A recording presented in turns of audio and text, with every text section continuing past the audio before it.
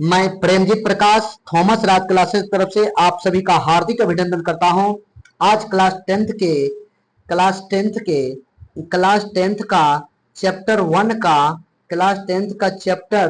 One का objective प्रश्न लेकर आए हैं कि जो बोर्ड परीक्षा में अभी तक पूछे गए जितने भी प्रश्न ऑब्जेक्टिव हैं सभी प्रश्न बताएंगे। जरूर देखिएगा। वीडियो अच्छा लगेगा तो लाइक कीजिएगा और अपने साथी को शेयर कीजिएगा जो मैट्रिक की परीक्षा देने के लिए 2027 में तैयारी कर रहे हैं। उसके लिए जरूर फायदा होगा। एक भी क्वेश्चन फर्स्ट चैप्टर से नहीं छूटेगा। अगर इस वीडियो देख लीजिएगा तो जरूर फायदा होगा। एक भी क्वेश्चन नहीं छूटेगा। चलिए चलते हैं क्वेश्चन के लिए। चलिए पहला प्रश्न क्या है? देखिए पहला प्रश्न है किसी पूर्णांक p पहला प्रश्न है किसी पूर्णांक p के लिए प्रत्येक सम पूर्णांक का रूप होगा। जैसे यहां सम पूर्णांक p रहे तो 2p कर दीजिएगा।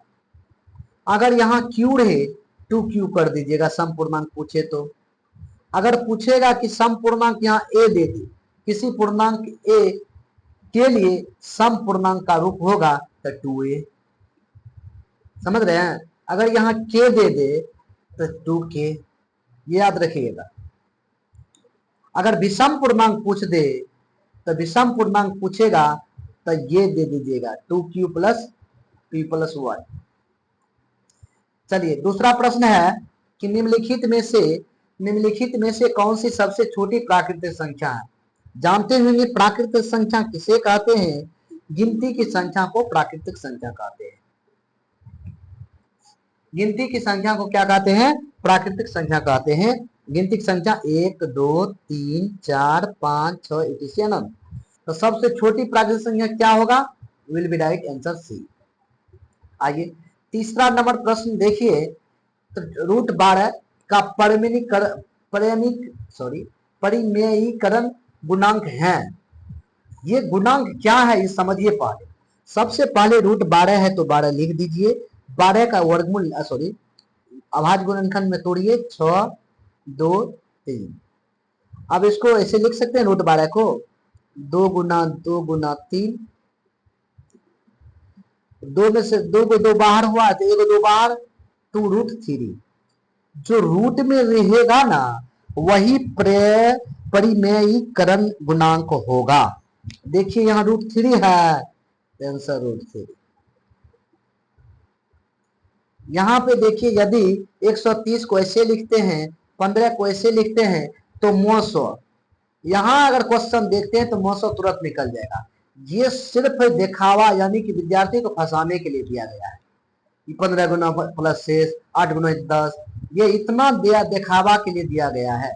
देख लीजिए इसका क्या होगा। इसका जो होगा 15 और 130 का HCF ज्ञात कीजिए। कैसे ज्ञात करते हैं? HCF भाग विधि से भी कर सकते हैं, यहां से भी कर सकते हैं।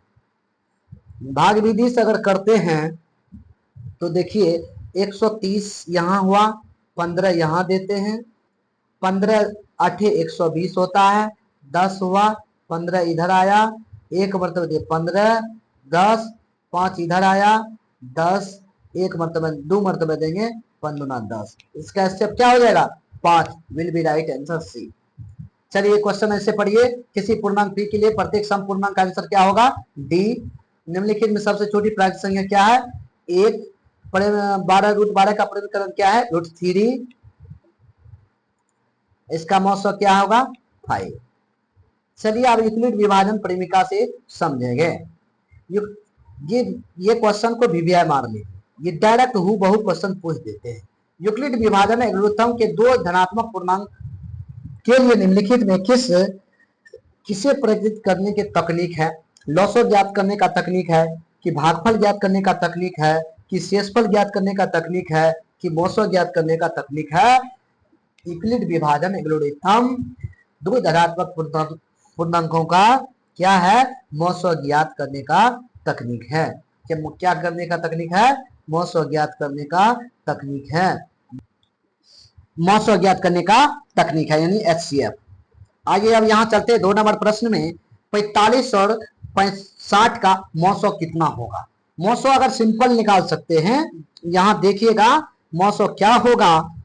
तो मौसौ ऐसे 60 को ये बीच में दीजिए और छोटी संख्या को बाहर दीजिए, एक मरतबे लगाइए 45, घटाइएगा 15 और यहाँ 45 आ जाएगा, 3 पचे सॉरी 15 पत्तिया 45, ये कट के आंसर हो जाएगा कितना, मौसौ कितना होगा 45 और कितना का 60 का, आंसर हो जाएगा 15D। एक और शून्य पड़ी, यहां बच्चा फंस जाता है, इसको भी मार लीजिएगा। अशून्य परिमेय मतलब शून्य एक परिमेय संख्या है, लेकिन अशून्य शून्य नहीं होना चाहिए।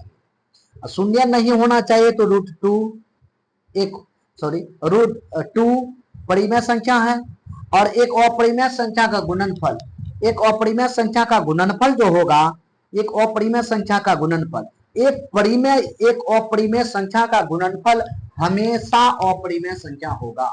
एक परिमेय संख्या एक अपरिमेय संख्या का गुणनफल हमेशा क्या होगा, अपरिमेय संख्या होगा। एक परिमेय संख्या, यहां देखिए, एक परिमेय संख्या एक अपरिमेय संख्या का योग भी अपरिमेय संख्या होगा। एक परिमेय संख्या एक अपरिमेय संख्या का गुणनफल भी अपरिमेय संख्या होगी। एक परिमेय संख्या भागा एक अपरिमेय संख्या का गुणन भागा भी क्या होगा, अपरिमेय संख्या होगी। एक परिमेय संख्या एक अपरिमेय संख्या का घटाव भी अपरिमेय संख्या होगी। ये याद रखिए, एक क्वेश्चन फिक्स है इससे। चलिए यहां फिर क्वेश्चन आ गया है, 2p बताए थे, 2p धनात्मक पूर्णांक है, धनात्मक सम पूर्णांक का रूप होगा, तो इसका सही आंसर हो जाएगा, रूप होगा 4 का ए नंबर 2p। वहां अगर q देगा 2q मार दीजिएगा, कोई दिक्कत नहीं। चलिए इसको भी मार लीजिएगा 4 नंबर का। 5 नंबर का क्वेश्चन देख लीजिए, 22 और 24 दोनों पूछा गया है। किसी धनात्मक पूर्णांक q के लिए प्रत्येक धनात्मक विषम पूर्णांक का रूप होगा, तो q के लिए है जी, q के लिए, किसके लिए, q के लिए है, कौन सा पूर्णांक है, सम पूर्णांक नहीं ना है, सम पूर्णांक रहता तो 2q मार देते, लेकिन सम पूर्णांक नहीं है, विषम पूर्णांक है। देखिए 6q तो सम पूर्णांक रहता तो 6q मार सकते थे, लेकिन यहाँ 6q 1 जिसमें रहेगा सम संख्या से अगर q गुना रहे +1 रहे, समझ जाइएगा वह विषम पूर्णांक होगा, ये याद रख लीजिएगा। आइए भाग एग्लोथम विधि से a बराबर bq + r, तो यहां दिया है a का मान 72 है, q का मान 8 है, r का मान 0 है, तो किसका मान b का मान ज्ञात करना है।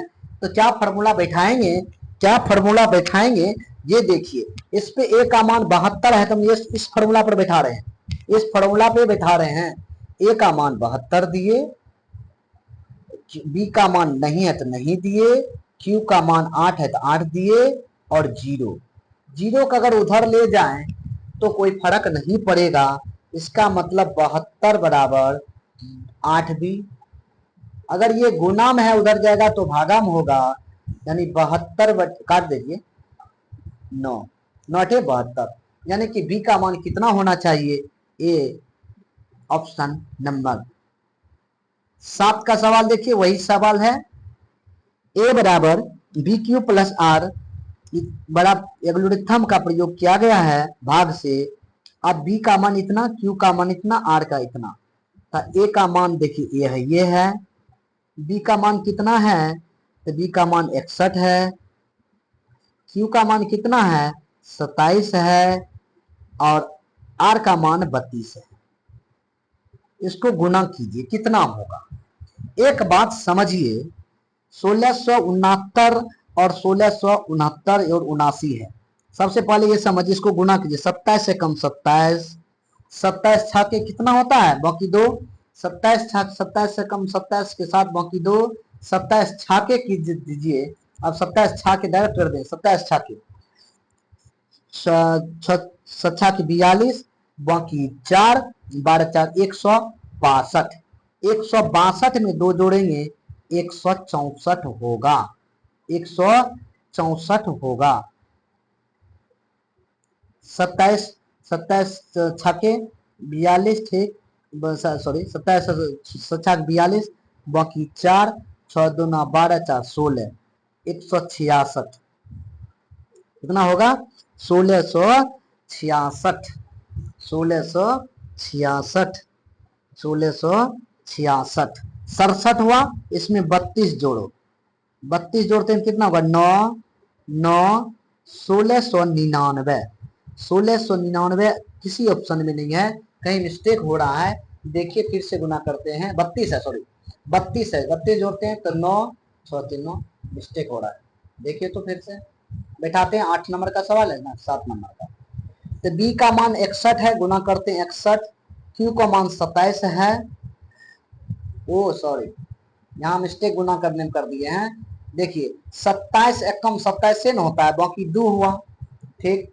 उसके बाद देखिए 27 छाके 162 है, 2 164 है न हुआ, 164, इसमें जोड़ दीजिए 32, 7 2 9, 4 3 7, 6 1679 विल बी राइट आंसर। यहाँ क्या मिस्टेक से कर दिए थे, 27 से कम 27, बाकी 4 कर दिए थे, यही मिस्टेक हुआ था, कॉमन मिस्टेक है, हो सकता है कभी कभी।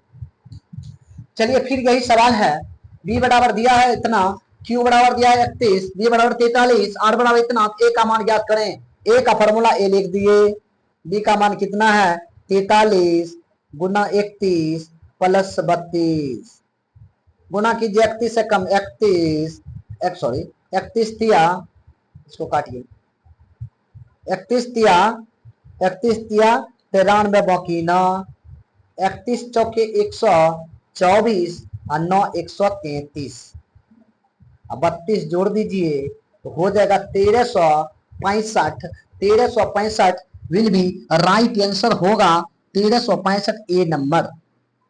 समझ रहे? इस टाइप से क्वेश्चन पूछ भी करता, 24 में पूछा, 25 में पूछा।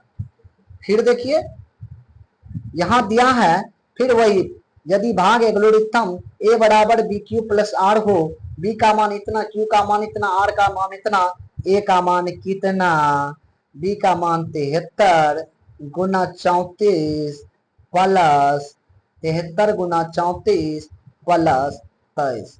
इसका बाय ऑप्शन भी मार सकते हैं, हम इतना जानते हैं कि 5 वाला लेना है, 5 वाला। अब देखिए, देखिए इसको 4 से गुना करते हैं, 4 गुना कर देते हैं, 34 तिया 112, बाकी 11, 34 तिया 112, बाकी 11, 34 तिया 112, सॉरी सॉरी सॉरी 34 तिया 102, बाकी 10, 90 12, हाँ 102, 34 तिया कितना होता है 102, बाकी 10, 34 सते कितना होता है, गुना कीजिए 7 चौके 28, बाकी 2, 21 2 23, यानी 300 238, 238 में 238 में 10 जोड़ते हैं तो हो जाएगा 248, ठीक। 248 में 23 जोड़ेंगे कितना होगा, 3 2 5, 3 2 5, 8 0, 8 2 10, बाकी 0 5, और 2505, 2505 विल बी राइट आंसर होगा इसका। गुना कीजिएगा 33 34 तिया 102, बाकी 10, 34 सते होता है 238, और उसमें 10 जोड़िएगा 248, यानी 2482 में 23 जोड़िएगा हो जाएगा 2505 विल बी राइट आंसर। आगे चलिए 11 नंबर, किन्हीं दो धनात्मक पूर्णांक यूक्लिड विभाजन प्रक्रिया के अनुसार पी क्यू तथा आर हो, समीकरण इतना को संतुष्ट करते हैं। संतुष्ट ये करेगा 0 से बड़ा या बराबर होगा आर का मान, आर से बड़ा होगा बी का मान। ये किस ऑप्शन में है देख लीजिए, किस ऑप्शन में है देख लीजिए, option number B will be right answer, B होगा। देख लीजिए बी में 0 से बड़ा ना, देख लीजिए बी में 0 से बड़ा है, बड़ा या बराबर आर है, आर से बड़ा बी है, विल बी राइट आंसर होगा।